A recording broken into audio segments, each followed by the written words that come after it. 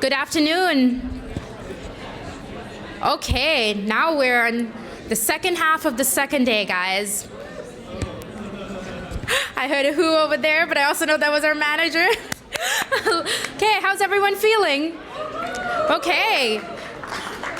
We need your full attention because we still have a long way to go and winners to be announced. Did everybody manage to get their votes in? Votes have officially closed, and I hope you were able to get your voice in because as you saw, those were some quality pictures, and that was not an easy decision. And the judges themselves have also finished deliberating. We will have the results for you, but not for a few hours. We still have some exciting work to do as we move into the topic of infrastructure. As you saw in many of today's pitches, smart infrastructure that supports inclusive and sustainable growth, expands markets, creates job opportunities, and promotes competition, contributes to a cleaner future are all essential parts of smart cities that are resilient. To elaborate further and to put infrastructure in the context of our conversations here at the Youth Summit, it is my pleasure to welcome on stage Pablo Feinsilva, the Director of Strategy and Operations for the Infrastructure Practice Group here at the World Bank. In Pablo's position, he supports the Vice President for Infrastructure here at the bank in setting strategy and overseeing operations in infrastructure. His team oversees energy and extractives, transport, digital development, and infrastructure, among other things here at the bank. Let's welcome Pablo to the stage. Thank you so much. Thank you all for being here. It's a great pleasure to join you in this Youth Summit. The Vice President for Infrastructure, Makhtar Diop, asked me to give you his apologies. He couldn't be here, unfortunately, due to some unplanned meeting that he had to attend to. I would like to also thank the panelists who will, join us in a few minutes. I'm here just to make an introduction, but they will be doing the hard work together with you, as I believe the idea is to have a very interactive session. I would like to say that it's really a pleasure to have such a young audience with us today. The idea is that you are the ones who have the bright minds, the talents, and you come from all over the world. So I think this is a great opportunity to discuss the topic of this year's summit, Smarter Cities for a Resilient Future. Let me give you just a couple of data points. The projections are that by 2050, 2/3 of the world's population will live in cities. 90% of this growth will happen in developing countries and emerging economies. So I think the number of challenges that come with this very rapid urbanization is the type of challenge that requires the creativity, the optimism, and the talent of the young generation to help build better lives in this increasingly urban world. Clearly, there will be challenges in the area of infrastructure. It will be important to provide basic services to these growing cities: energy, water and sanitation, digital infrastructure, urban roads, etc. The good news is that with your leadership, we are confident that we have the opportunity to try and make sure that this very rapid urban growth happens in a planned way, as opposed to a improvised, disorganized way. That is key to make sure that these new and growing cities are not only efficient, but they're also inclusive and sustainable. And I guess one of the topics that we're covering today is how technology can be a tool to achieve that objective.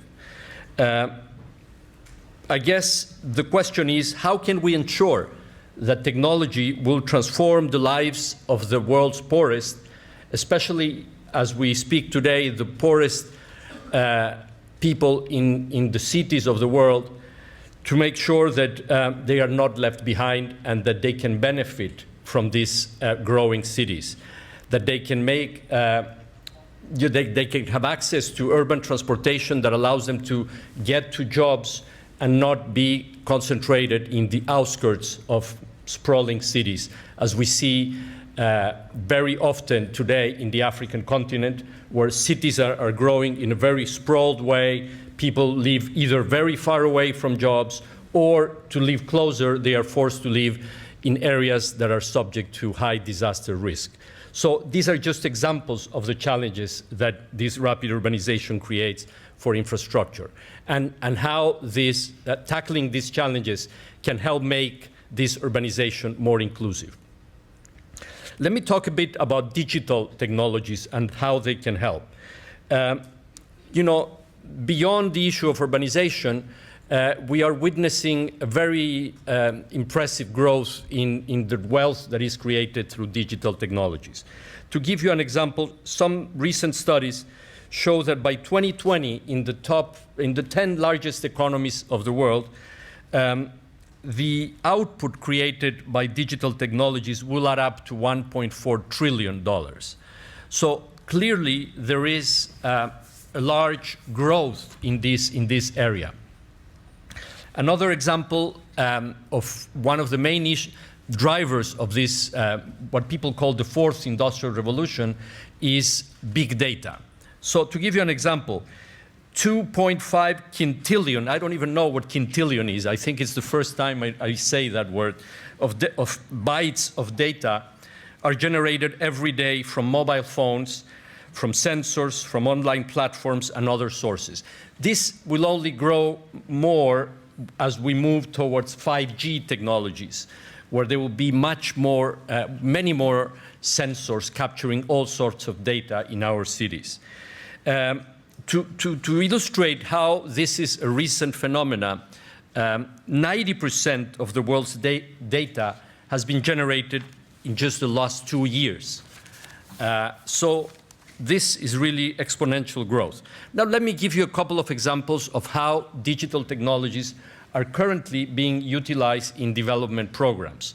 By the way, this is bringing this technological revolution to development is something that is just beginning, and I think, it's young people like you who will really take these opportunities forward. A very well-known example, M-Pesa in Kenya. As you know, it provides a range of mobile-based financial services, from digital payments to microfinance and others. 96% of Kenyan households use it. And econometric studies, statistical studies that try to isolate how this has changed the lives of people, conclude that just the access to the financial services, separated from other effects, has lifted nearly 2% of households in Kenya out of poverty. 2% may seem small, but for the, those hundreds of thousands of households, that is the difference between going without having the necessary food on the table to at least having the minimum basic needs covered. In India, another example of how digital technologies are helping change the opportunities for accessing basic services. If you compare 2014 with 2017, the share of adults that had a bank account surged from 53 to 80% in India. And this is largely thanks to a policy aimed at increasing financial inclusion through biometric identification means. So another example of the use of digital technologies on biometric identification. By the way, the World Bank has programs all over the world promoting the use of digital identification, because it really opens the door to many government services, but also to many private services. Final example of recent initiative, building on a pilot that was done in collaboration with technology companies, including a company that provides satellite-based internet services, and a transportation company in Peru. There is now a program that will basically allow smart buses to gather and transmit on real-time information about the state of the road network. It's an example of how you can have the Internet of Things, if you will, working as we speak. Basically buses with sensors that capture the state of the road and help inform, maintenance priorities, basically finding potholes, among other things.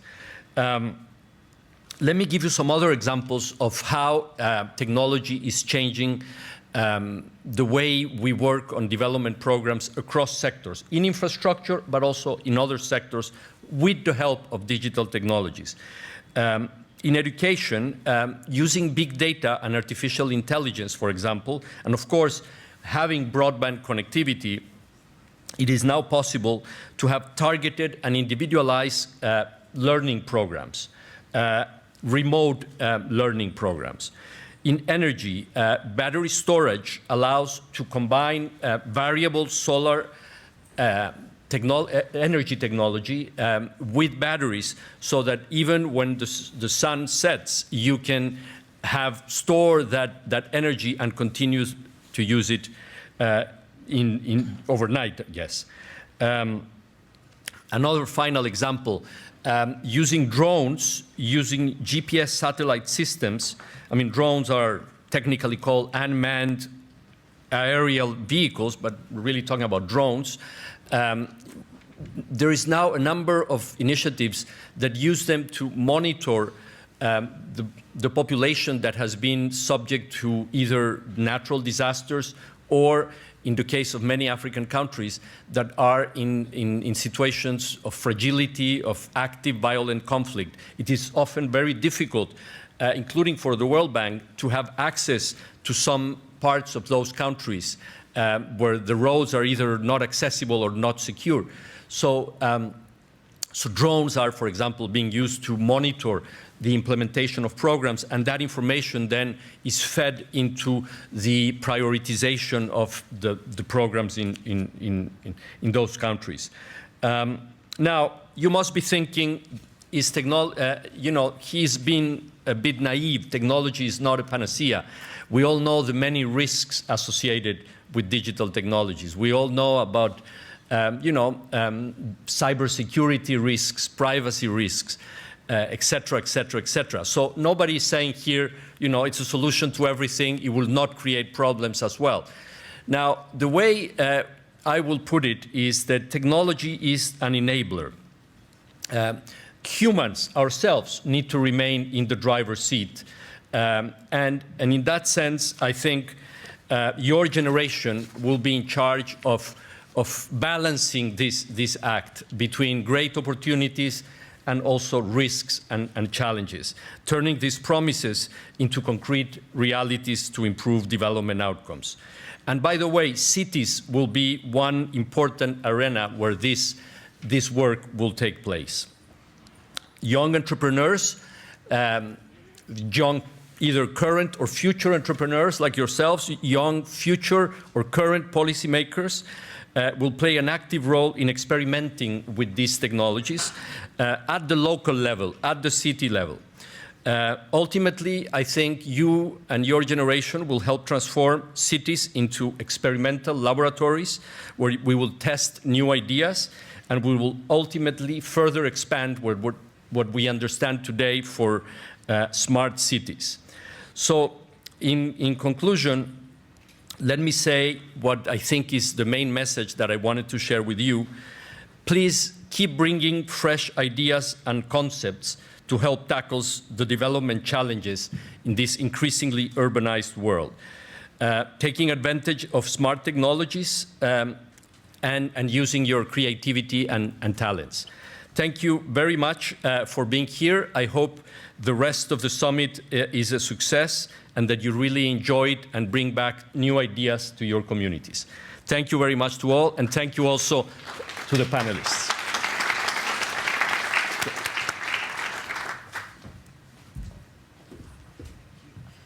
Hey.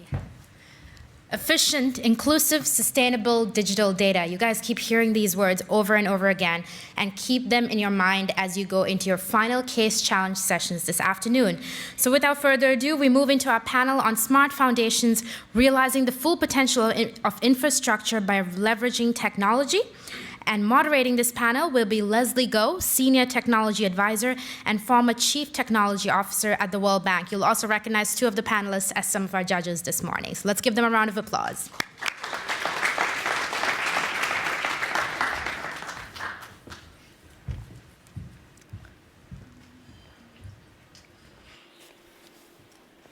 Good afternoon, everyone. Oh, we need a little bit more life right after the lunch, right? Oh, well, you know, it's interesting, Paulo talked about Kenya. I was just in Nairobi yesterday. I flew back yesterday from Nairobi.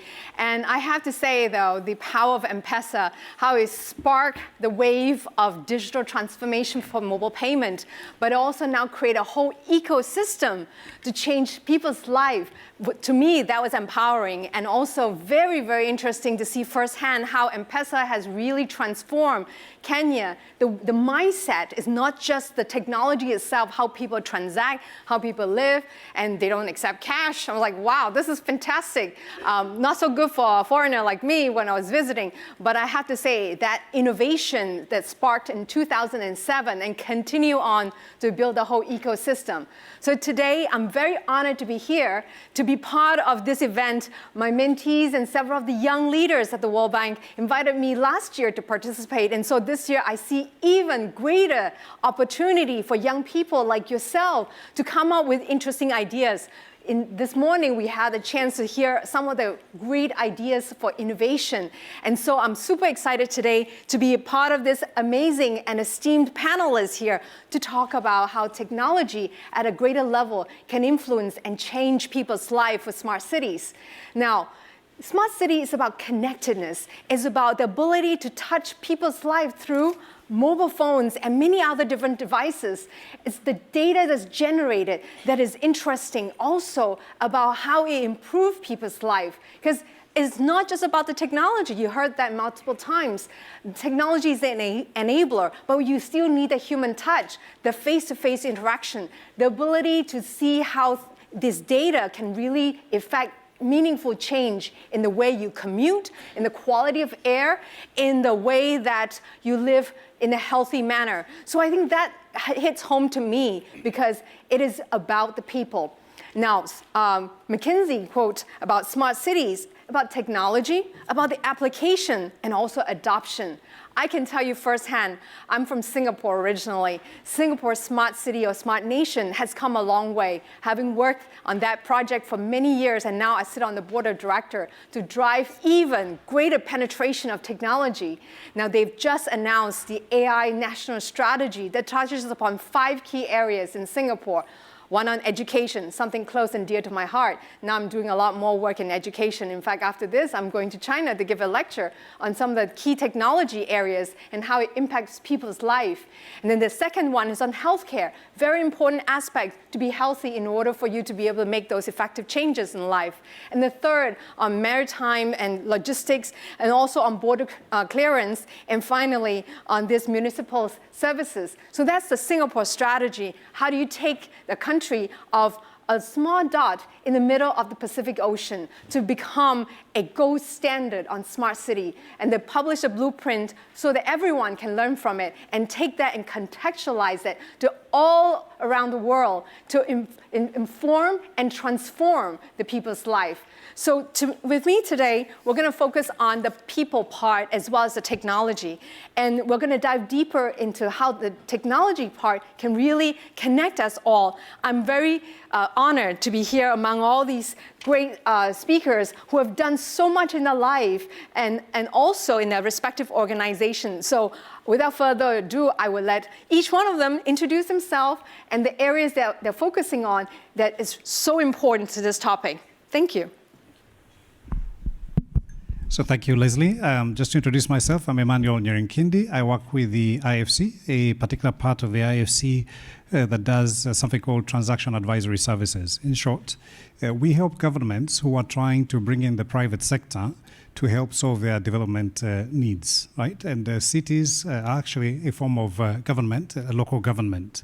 So just to describe that a little bit, a government has an infrastructure need. Let's say you want to build a road or you want to provide transportation services, such as a city which is congested and wants to decongest and wants to bring in rapid bus transportation, right? What are you trying to solve? You want to give more access, but you also want to make it sustainable so that you don't have as much pollution as you had before when everybody is driving into their seat. What we do to help cities or governments which are trying to do that is to help them to think through the problem, size the dimension of a problem, and then go out and prepare a project that actually international financiers can lend into, and that actually brings in operators who are skilled at bringing both technology, but helping the government to solve that development need. So that's actually what we offer. When we think through the challenges that cities pose, one has to think of them both as a challenge, but also as an opportunity. So typically with cities, there are huge tracts of land where there's lots of people who typically tend to be younger, particularly in the developing countries, who have massive needs, right? Needs for good housing, needs for good jobs, needs for transporting themselves. People want to have their own cars or to move around freely. Needs for connectivity, needs for healthcare, right? So this whole panoply of needs, there's a limitation in terms of what service can be provided by limited resources by, let's say, the local government, as well as, I would say, frankly, in many of the geographies we work in, the operational capacity to provide these things in a quick enough way, right? So if you look at most public officials and you have a 4-year cycle, they're trying to do things quickly.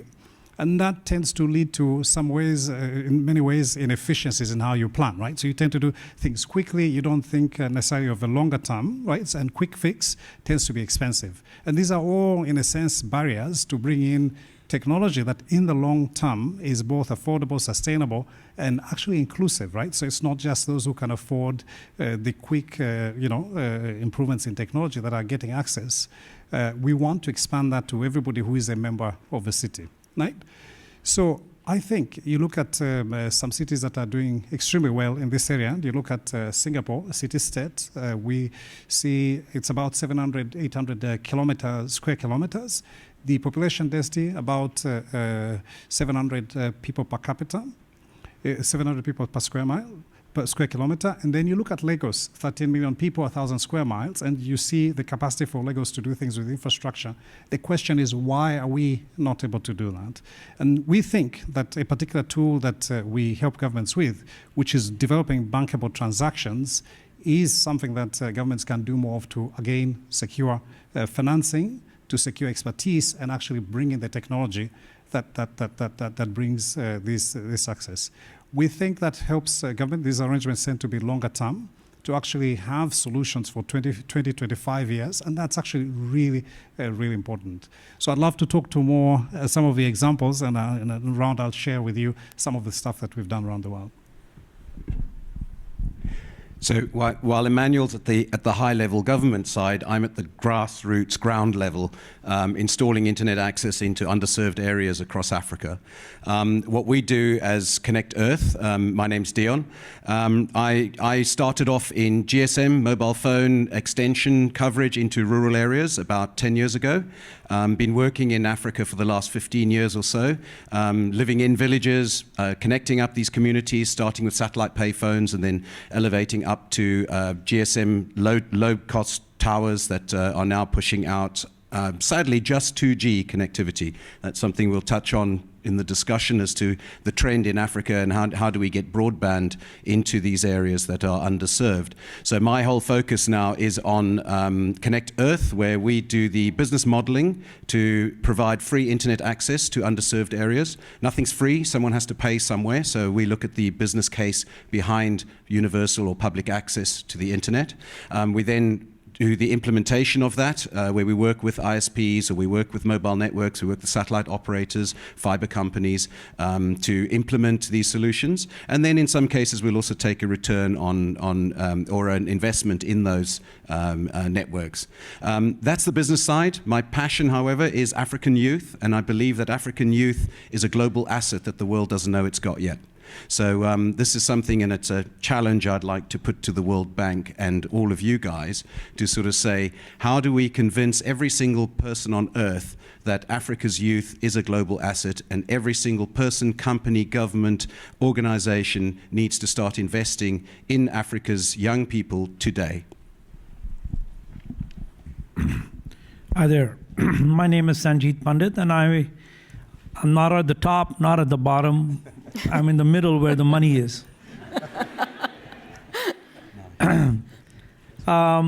First of all, let me tell you, I'm not sure how many of you know what Qualcomm is or does.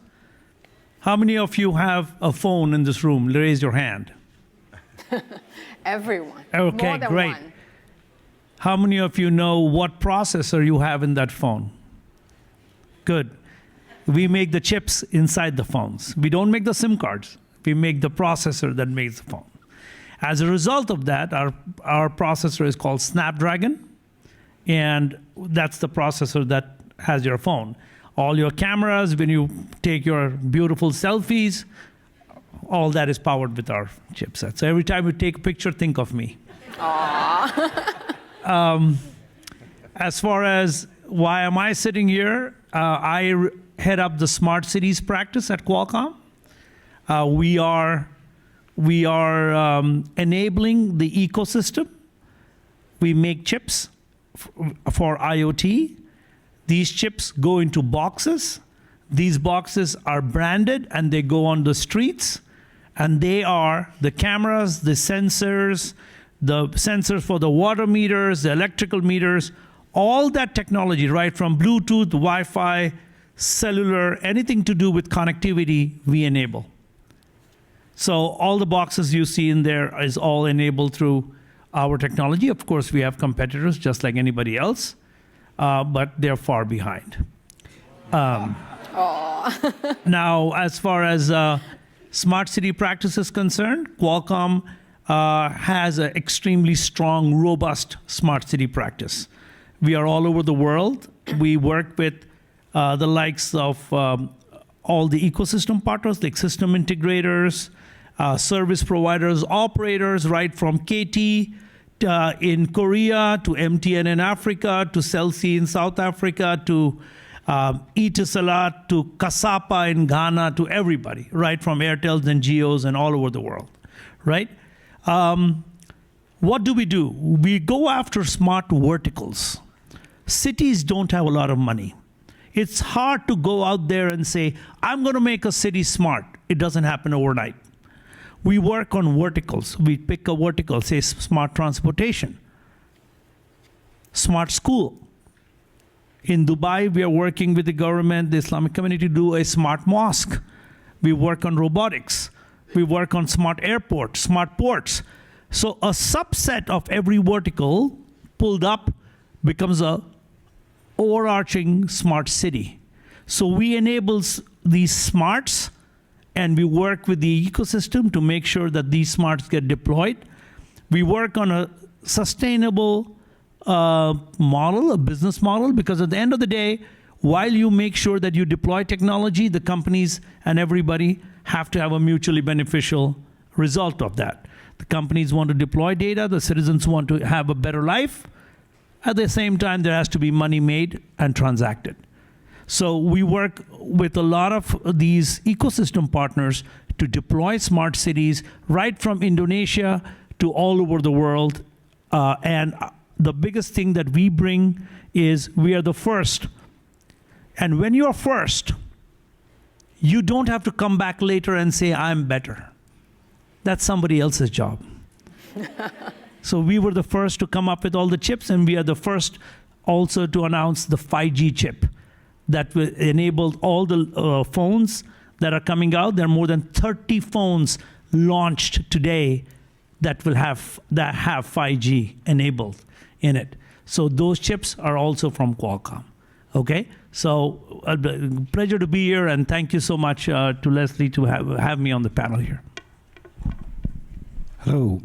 My name is Al Jenkins, and I'm an advisor and a strategist for a Wireless 2020. It's Wireless 2020 is a global independent marketing research and telecommunications consulting group servicing municipal governments, world body organizations, mobile network operators, cable and fiber organizations, both domestically as well as internationally. I joined Wireless 2020 recently, being a former deputy commissioner for telecommunications planning in New York City, in building all of the wireless and wireline networks in the city of New York. Wireless 2020 specializes in smart city infrastructure. In the use cases, business use cases and business analysis for municipal governments around the world to leverage the use of their existing infrastructure as well as new infrastructure, as well as to negotiate for in-kind services from those telecommunications operators, bringing in the proliferation of new technologies, whether they're 5G, whether they're CBRS, whether they're Wi-Fi 6, whether they're IoT devices. And so we negotiate on behalf of those municipal government agencies, getting a barrage of different activities from various wireless carriers and wired line carriers to bring and deliver services to not only the municipal government agencies, but to the public at large, as well as being able to leverage the use of the existing infrastructure to generate revenue from that infrastructure, so that infrastructure revenue can be put back into a broadband funding location for those governments to use to proliferate and close the digital deserts. Wow, what a great span of experience in all aspects. And so since we're talking about the first, I wanted to start with a question around digital identity as a foundational layers for a lot of the digital services. And so Sanjeet, since you talk about being the first, I will ask you that question. You heard from our colleagues earlier about the whole ID4D, which is a World Bank initiative and a group that's been doing a lot of work on digital identity around the world and setting standards and also guidance in this space. Love to hear what Qualcomm is doing in this area. Sure. As far as digital identity is concerned, the definition of digital identity can be extremely vast. I mean, it varies from where, who you're speaking with. Qualcomm enables technologies that make it feasible to deploy the latest and the greatest things.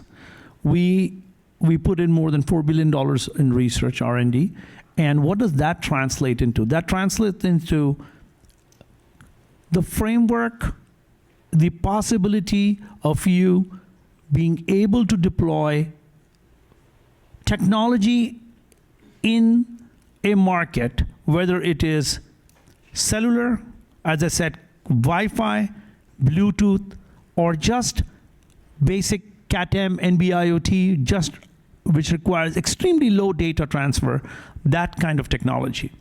When it comes to digital identity, I think countries who deployed maybe TDS, CDMA, or early analog networks transitioned in the right time. Some of the African countries and Asian countries waited until late 97, 98, and they jumped straight and they skipped a couple of generations, and a lot of people have seen 1G, 2G, 3G, 4G. There are countries who went 2G to straight to 4G and did not do that. So as far as digital identity is concerned, it's like having the roads laid out so that the cars can go on it.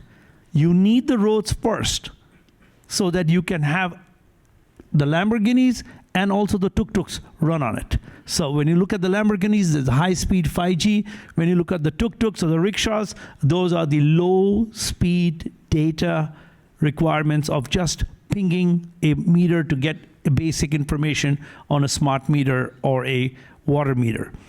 Digital identity also includes some citizen enablement, where we have citizen beneficial programs where, like in India, they created one of the largest Aadhaar card identity that they have implemented In China, everybody has ID card. You go to Jakarta, everyone has an ID card which is linked to something of that sort. So that is some kind of digital identity. Other digital identity in case of transactional is what WeChat is doing today, or maybe what PayPal is doing, or maybe what KYC, Know Your Customer in the bank, is doing, right? So these kind of digital identities also been created. Our chipsets that we commercialize cut across everything that needs to be enabled. May it be AI, where you can do facial recognition, or in case of security, you can have, a person, like take the case of Sri Lanka. I'm sure all of you must have remembered last year there was or this year I think, or last year, there was a very devastated bombing where somebody took a very big backpack and walked through. If you had cameras which identified that is an unusually big backpack, and why is he taking it into a church, those things could have been averted. So these are the kind of technologies that have to be developed in cameras. These are the kind of technologies that have to be developed in sensors. And we do that digital identity, it's called digital identity, but primarily it is enabling of technology which can be used across various cross segments. Right. So to make it discoverable, and so Right. you can trace Right. it to various transactions, activities, and anomalies Yes. as well. So next, coming up to the questions around discovering the whole solutions around connecting people in the developing countries. Love to hear that from Dion, and then also getting the perspective from Al on the developed countries, especially in New York. Having spent 20 years in New York, I know how New Yorkers can be very resilient, and love to see the two of you talk about comparison and contrasting similarity and differences in how cities connect and or not an underserved population. Well, I think I can speak for Africa as a whole, and sadly, only 2% of Africans have access to broadband on a regular basis. The smartphone penetration is something that is very low, or considered to be very low, but in reality it's a lot higher than we think. Somebody needs to do some proper research on that. Currently research is done through identification of devices that are being used on networks, but if the data's switched off, it's not being used, you can't tell that it's on. Most of these phones are switched off because people can't afford the data. A lot of the phones are grey market, so that means there's no sort of track of a sale or a hand down. So someone needs to do that, because what it's doing is holding back the rollout of connectivity across somewhere like Africa, which is completely different to the situation in a place like New York. But interestingly, the lessons learned in New York can be applied to any city in Africa. And I believe that from a smart city perspective, you've got an opportunity, ironically, in Africa, where it's starting at a very low base, or sort of almost a zero base. Don't rush into it.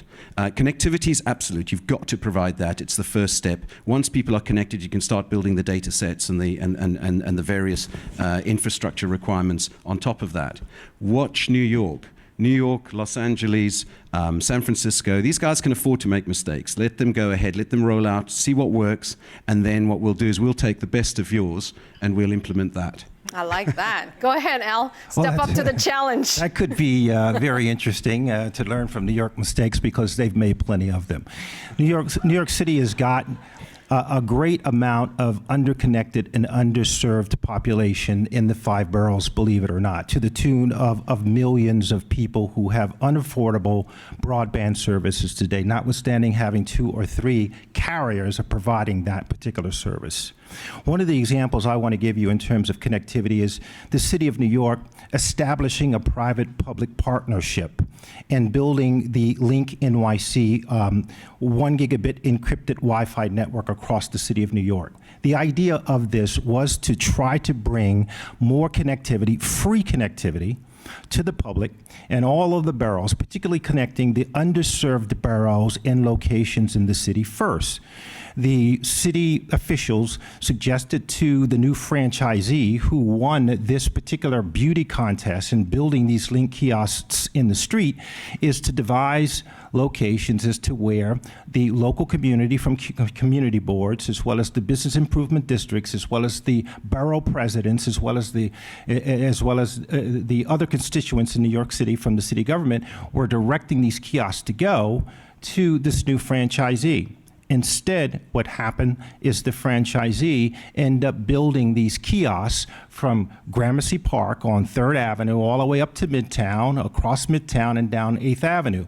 One of the more connected communities in New York City that they have. And the reason why they did that is for a lot of different reasons, but one of them is this is where they could generate the most advertising revenue. To the extent that the city of New York was looking to remove the payphones, all of the payphones in New York City, about 7,900 of them, and replace them, not all of them, but replace them with Link kiosks in these targeted areas I was speaking to the tune of 7,500 of these Link kiosks to be spread across the 5 boroughs in New York City.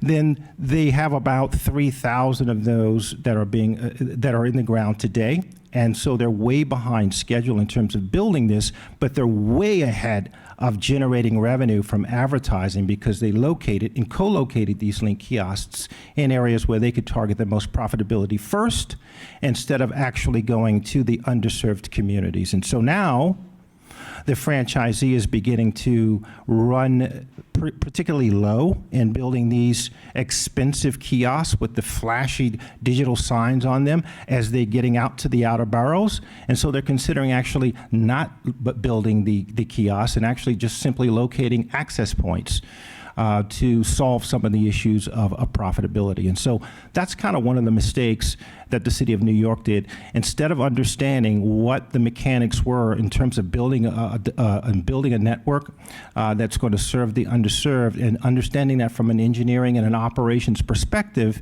they sort of started off with a political perspective, a good political perspective, by the way, in terms of trying to get to the underserved, but not understanding some of the obstacles and challenges to get there, and then being led by the operators and telling them differently as to why they could not deploy to those underserved areas. So there are a lot of different mistakes. That's just one example I want to bring to you in terms of New York City.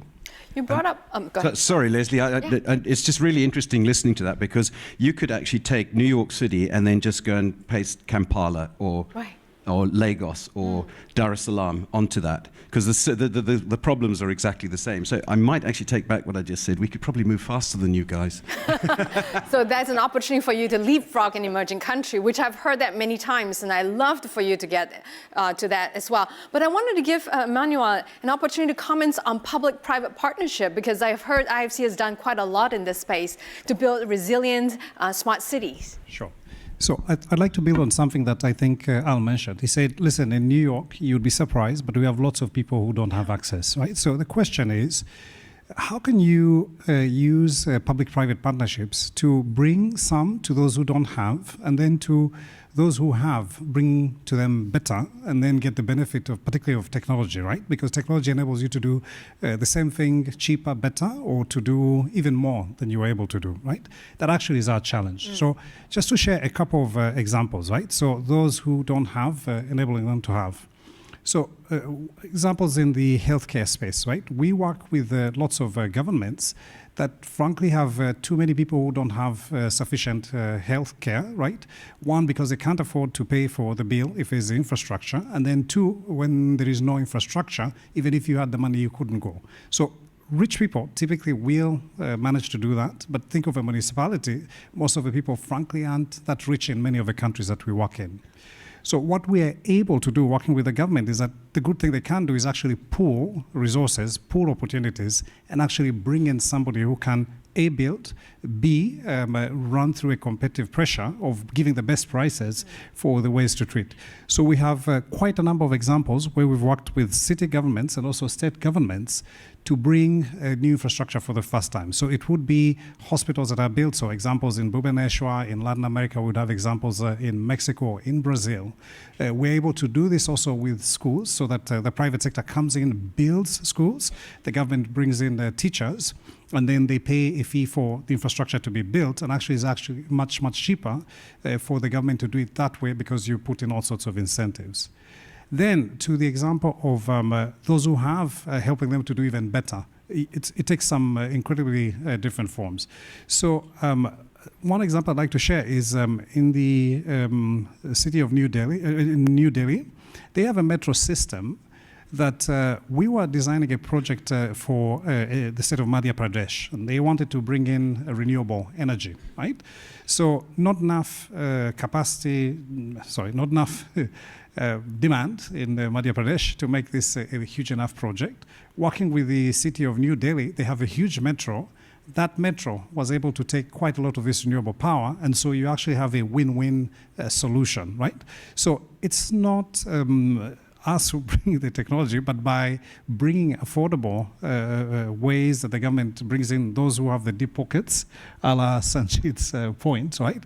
Then you actually address both these issues. Small example I'd love to talk to Leslie is in a lot of our work, we struggle with how do you make this inclusive, not in the sense of just poverty, but particularly the issues of gender, right? So in particular, people are poor. Women in many of the countries we're in tend to be poor, and people forget about them in all forms of infrastructure development, from design through to implementation and delivery. An example I'd love to share is we were helping the government in the Philippines doing a bulk rapid transit system, a metro rail in Manila, right?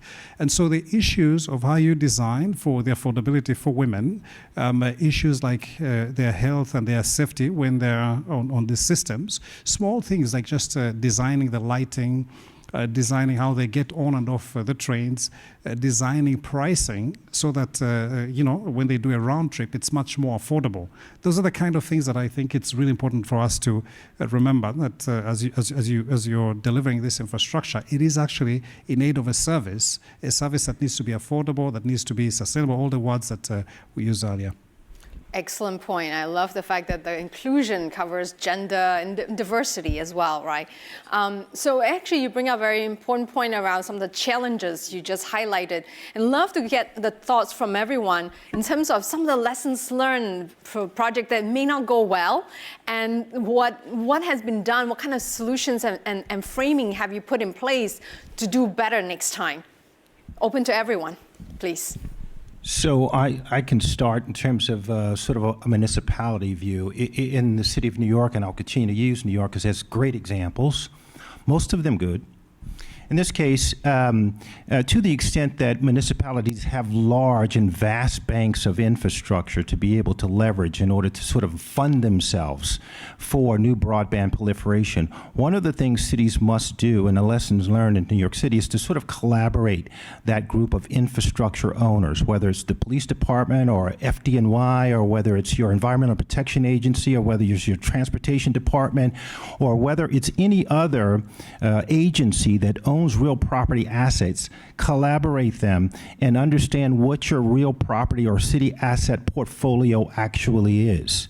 To the extent you understand what that infrastructure is, you have much greater leveraging power to those operators that are going to digitally provide you with next generation technology, so that you might not only generate new revenues from that infrastructure, understanding how to scale fair market value, understand how to broker and negotiate for vertical space and horizontal space, as well as being able to understand what it is that your particular city is interested in providing. Is it free public Wi-Fi? Is it 5G networks? Is it the city trying to be its own ISP operator? What is it that the city is trying to do? And it can accomplish this by pooling together its real property assets, generating new revenues, being able to broker for in-kind services, and leveraging those operators that once leveraged you because you didn't have a really big pocket of infrastructure to deal with. And furthermore, you have a great amount of spending power as a city.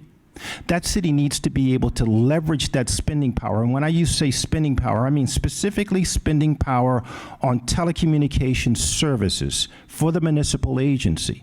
To the extent you can use that to gain concessions from those operators, concessions meaning perhaps free Wi-Fi to a park, or free Wi-Fi to the Salvation Army locations, or free Wi-Fi to industrial ports that actually don't have that, or free services to those areas that you consider to be mission critical in your particular area. You can broker and negotiate for that, because now you have much more spending power, and you can take your real property assets and being able to market that now, opposed to being the de facto and letting the carriers come to you and cherry picking your infrastructure. You can now market your portfolio to those operators, better understanding how to deal with your infrastructure to generate that revenue you're looking for.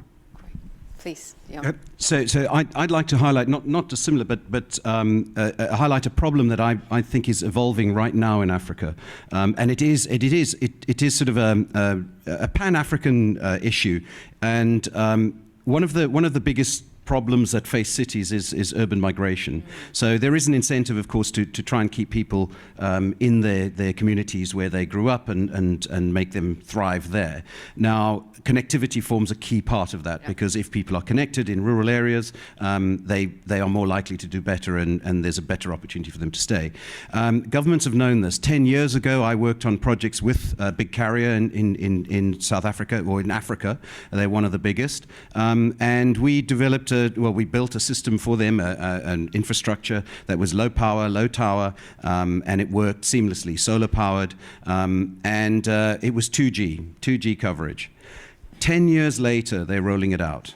We looked at revenue share models, we did business modeling with them, the thing worked, the technology is never the problem, it's the business case behind it. We couldn't agree with them on the business case. Finally, the regulator stepped in. The regulator is now incentivized with a stick and a carrot for these operators to go into rural areas. But they're pushing 2G. They're going to have to do 2G, of course, because that's the majority of the phones out there, but they are not putting in any data access other than Edge. And do you remember Edge? Wow. And so that's all that's going out. There is an option potentially to upgrade to 3G, but 3G is a horrible technology. 4G has sort of moved ahead, and now, in 5 years' time, 4G is going to be out of date. So somebody needs to leapfrog that. And where that's a problem that's happening now, 6,000 2G towers are rolling out as we speak in the next 6 months, and they're only 2G. But that gives an opportunity for some new players that are coming in onto the horizon. The LEO satellite constellations, for example, SpaceX, Amazon.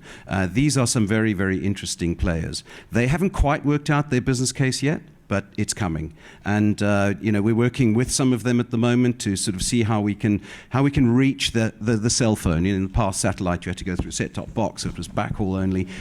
Now we're looking at how do you reach the end user. And of course, if you've got ubiquitous coverage around the planet, which 20,000 satellites is going to be able to do, you've got a game changer. So a problem coming, but it's opening an opportunity too. I loved optimism.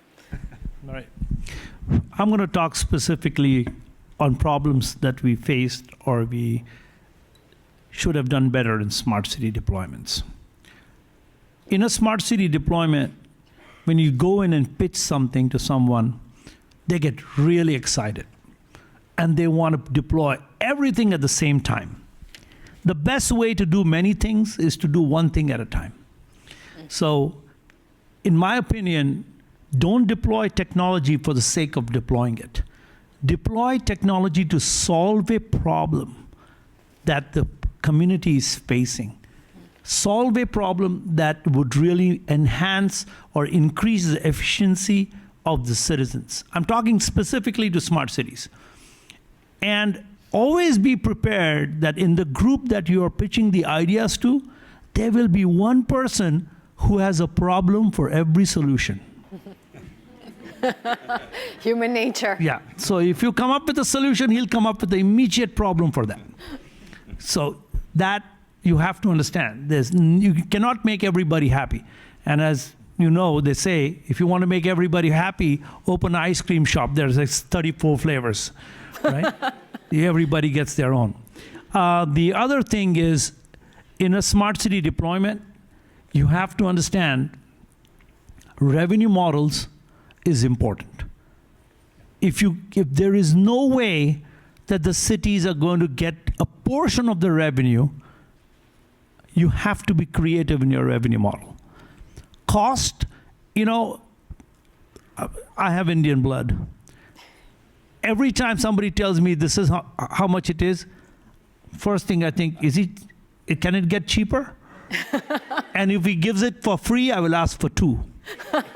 So I think it's important for you to understand that not everything is about price in a smart city deployment. It is about the business model. Yep. You could have it's about how many years is the contract? How do you run the network? Who is the system integrator? How much does the city get back? So whenever you want to deploy something, unless the city gets back something, or the municipality or the agency or the port gets back something from that deployment, it's not going to work. You have to give back to someone whose real estate you're using to deploy something. Good point on an alignment of incentive model. Yes, right, you have to incentivize. Great. So a couple maybe additional things. I think one of the things we see a lot is poor preparation. You pay for it, right? Yes. Things become pricey. I think focusing on building stuff, it will be shiny first few years. The question is, how do you retain it in good shape? And that's a little bit to sustainability. I think poor planning, again, there's an issue of doing things in a silo. So you think of these lights come up, there's a hurricane, they fall down, you build more. The question is, can you do something where you bundle all your lighting, put it under cabling, and save some of the land, right? So thinking long term and thinking big across the whole city. So it's an integrated planning that is around solutions more than about the stuff that you're actually putting in.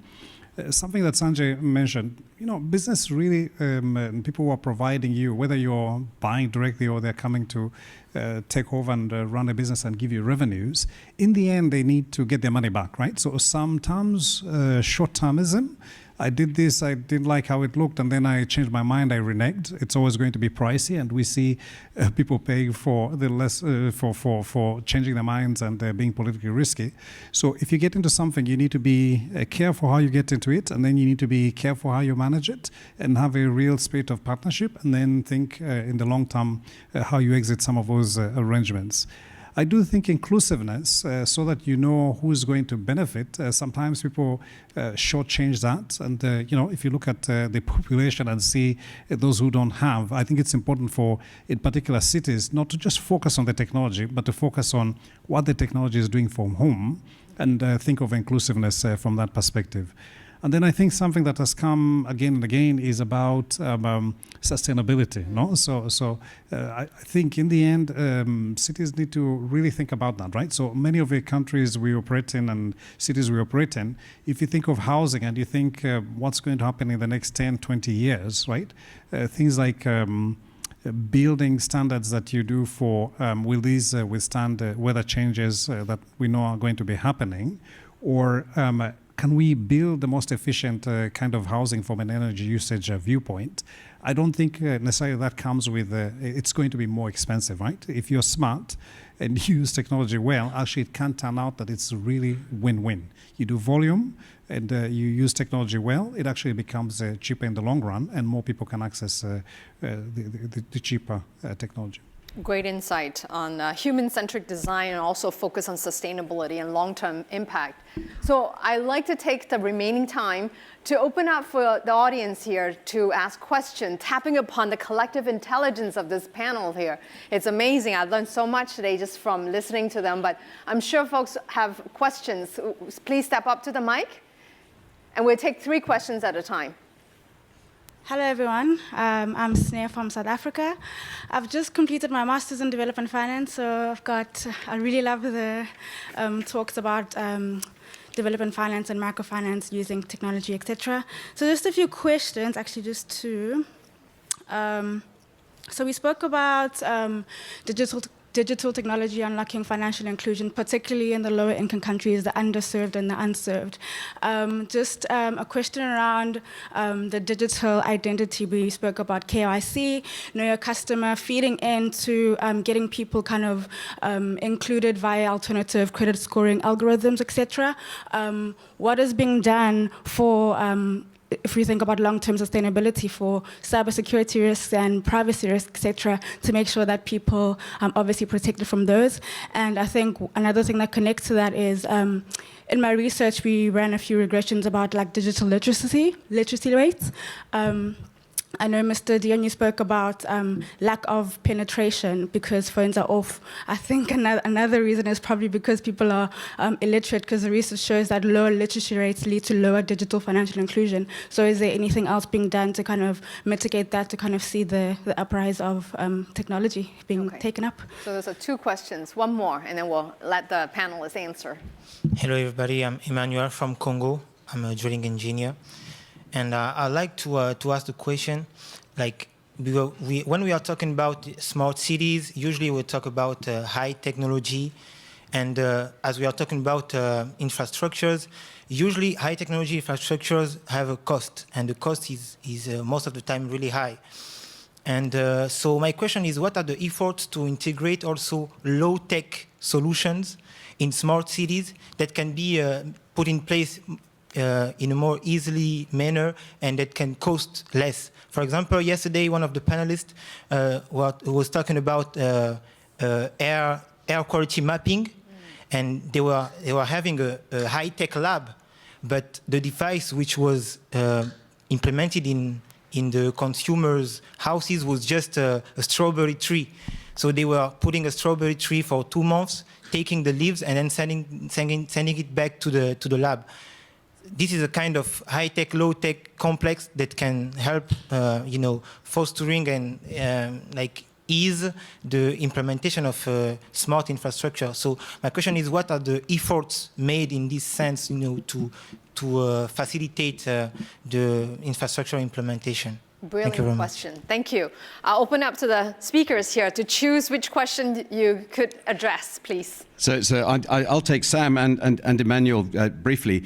Sam, really great question, particularly on literacy. It's one of the key underpinning issues that Africa has. With the youngest population on the planet, 500 million youth, that's 14 to 24 years old, are going to be in Africa in 2050. This global asset that we talk about needs to be literate. It needs to have these opportunities to learn.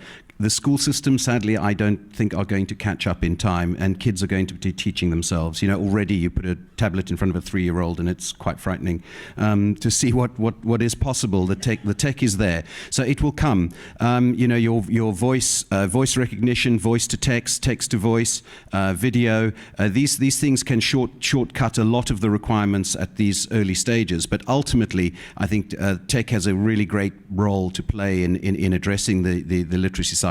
Having said that, it'll never replace a teacher. So we've got to find a way to get the teachers spread out for 500 million folks. The other question on the costs. What is quite interesting is when we're looking at Wi-Fi solutions, the mobile operators don't like that very much. When we started out pushing GSM into rural areas, we were looking at a $20,000 to $25,000 infrastructure cost. That 10 years later is now down to sub $10,000. If we look at a Wi-Fi installation and access point, we're looking at between $500 to $600. Albeit there has to be a whole bunch of them as opposed to the larger footprint that a mobile network has. But the solutions the cost of the solutions are coming down all the time. The clever architecture and design of the networks will make the difference. So yes, there are cost-effective solutions. The regulators need to help us get them out, but don't worry, the costs are coming down. Other folks? Any comments? I'll just say to the Emmanuel's question, I think Sanjeet said something really important, that if you have a problem, there's always somebody who's going to find you a solution, and sometimes their solution is about what they sell, not what they solve for you, right? So your point was, why not look at some of the low-tech solutions? Absolutely. This is the point I made when I said that whoever is buying a solution really needs to do a lot of long-term thinking and then get really good advice on what are some of their options, no? One city we're working with, frankly, got lots of advice about doing electrical buses, right? BRTs, because there's no pollution. You do the numbers and actually find that's not the right solution for them. What they needed to do was take something that's less avant-garde, but frankly, for the next 10 years as they're building up their traffic, right? The solution was for them to do something that was better than what they had, which was lots of taxis, which were polluting the place, and those buses, they could put a technology that was an intermediate one, no? So you don't want to lock in technology that goes for too long, I think is the point that was made here, right? That sometimes you can leapfrog and then not get caught in the technology traps, but absolutely correct on not everything that is the shiniest and the newest is something that needs to be done. Any other comments? So one thing about digital identity, you mentioned earlier about cybersecurity and the risk. I cover a lot on the data side and AI now, on data governance, and I'm doing a research in academia on this particular topic. So come see me afterwards. I want to give others a chance to ask questions. So next, please. Hello, my name is Winnie from Kenya, and my particular question would be two quick one. It's how do you develop a projection model, especially in Africa, that could foretell maybe the rate of development in terms of projection, in terms of smart cities, and in relation to that is not only because this would really guide a lot in urban planning, which is a problem we are facing in Africa, is then after you develop a projection model, then how do you develop a collaboration framework that is really ingreded in smart cities collaboration? So yeah, thank you. Hello everyone, I'm Charu. I'm originally from India, but I live in Singapore, so big shout out to you. Thank you. I in fact worked with EDB on smart buildings, so we'd love to catch up with you later. Yeah. So my question is definitely twofold. The first one, just a quick comment on Leo constellation that you mentioned. It's very interesting because I'm working on Mio constellation, so would love to know your thoughts on it. And my question is, you rightly mentioned the data cost is still very high in Africa, and that's the reason Wi-Fi makes a lot more sense, given that you can make it free, and plus it has to have economic benefits to the public. But the question is, do you think data costs will go down with time? Looking at telecoms have a lot more power in Africa than more other regions, and if that's so, then probably Wi-Fi, is it really a solution that will, looking at people move, right, from one place to the other, and you need to empower youth on the move. So that's my one question. And the second question to Sanjeet, I think when you mentioned that that is the right philosophy, in fact, that the smart verticals are more important than smart city. And if that is correct, then which vertical do you think a city or a government should invest first in to see the economic benefit? And do you think there is more value in transforming tier 2, tier 3 cities rather than tier 1, which are more complicated, very populated? Because in India, they shortlisted 100 smart cities, and they were mostly tier 2, tier 3 cities, because easier to develop the infrastructure there. Thank you. I think we're really out of time, but I'm asking to give us another 5 minutes or so. Thank you.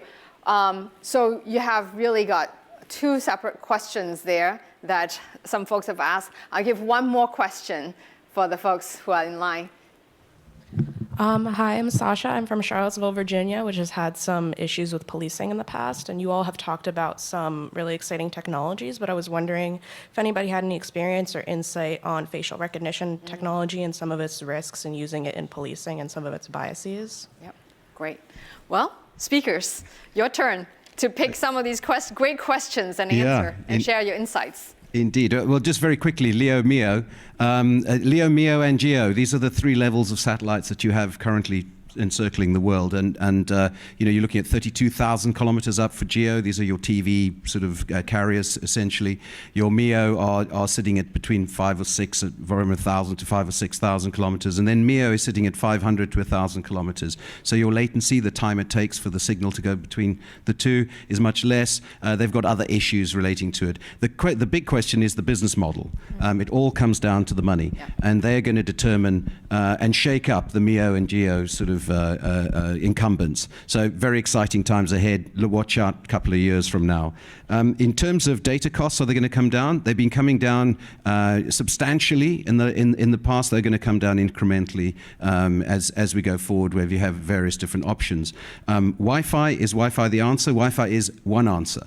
5G's coming, 4G's still rolling out, satellites coming. There's all sorts of interesting tech coming. So it's a combination. It's utilizing best of breed for its particular application. So don't get stuck on one tech, I think was brought out. So lots of opportunities, lots of options. Okay, I'll take the question from Charu and also from Shasha. Yes, unless you roll out smart verticals, there is no way you can roll out a city.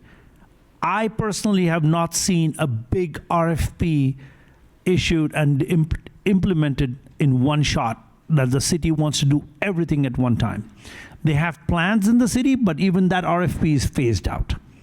So the 5 key verticals that we or I, from our practice with our ecosystem players, I have seen the commonest 5 verticals that get deployed: smart lighting, public city Wi-Fi,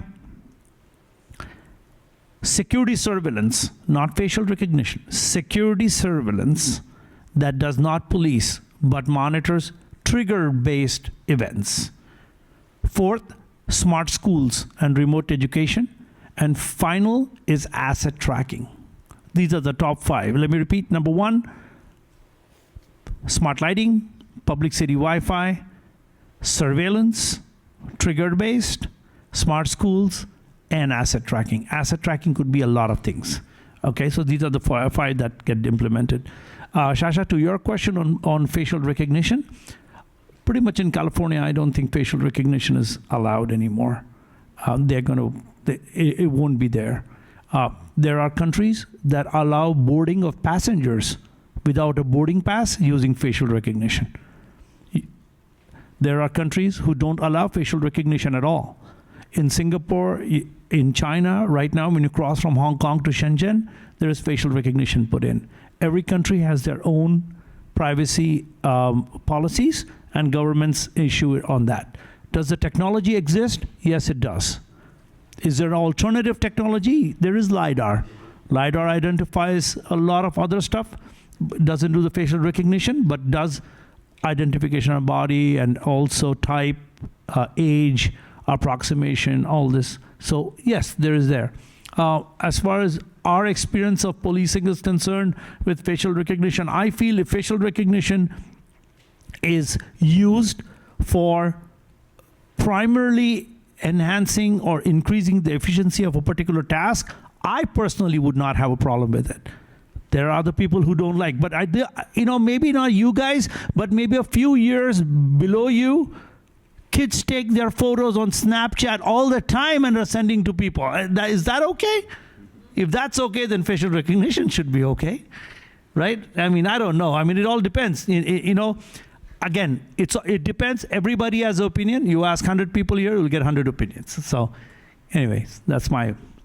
Well, we're running out of time, unfortunately. There are so much we can discuss on the whole idea around smart city and the solutions around this. At the intersection of technology, policy framework, infrastructure, human development, and sustainable development goals. And I learned a lot today from speaking to the great minds here and who have great practitioners in their own space. I hope that this event empowers you, the youth, the hope of our future generation, to come up with wonderful solutions and persevere to solve these problems together. Thank you so much, and appreciate you to thank the audience here and also the speakers for the contribution to the panel. Thank you.